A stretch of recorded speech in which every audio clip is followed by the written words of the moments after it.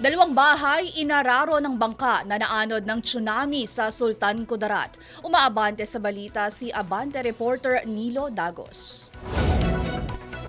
Dalawang bahay ang nawasak sa barangay Santa Clara sa bayan ng Calamansig sa Sultan Kudarat matapos araruin ng isang bangkang naanod ng biglaang pagtaas ng tubig dagat kasunod ng malakas na lindol nitong umaga. Ayon sa mga otoridad, tinangay na rumaragas ang tubig ang bangka patungo sa mga kabahayan sa Proc Buena Flores. Sa kabila ng matinding pinsala sa kabahayan at sa mismong bangka, wala namang naitalang nasugatan sa insidente. Agad din pinutol ang mga linya ng kuryente sa lugar upang maiwasan ang posibleng electrocution at iba pang aksidente. Ang pangyayari kasunod ng magnitude 7.8 na lindol sa karagatang bahagi ng Sarangani na nagbunsod sa PBOX na maglabas ng tsunami warning para sa ilang baybaying lalawigan sa Mindanao kabilang ang Sultan Kudarat.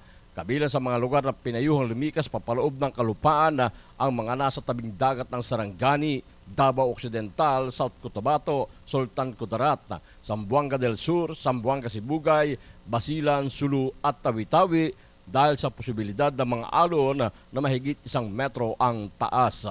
Ako, si Nilo Dagos, Abante. Kinansela na ng PHIVOLCS ang inilabas na tsunami warning sa mga baybayin sa Mindanao matapos ang pagtama ng magnitude 7.8 na lindol. Ayon sa inilabas na abiso ng PHIVOLCS pagkatapos ng extended 2-hour observation period, may naitala lamang na minor sea level disturbances sa ilang apektadong lalawigan. Mababang alon na lamang na obserbahan at ayon sa PHIVOLCS, hindi ito inaasahang magdudulot ng pinsala.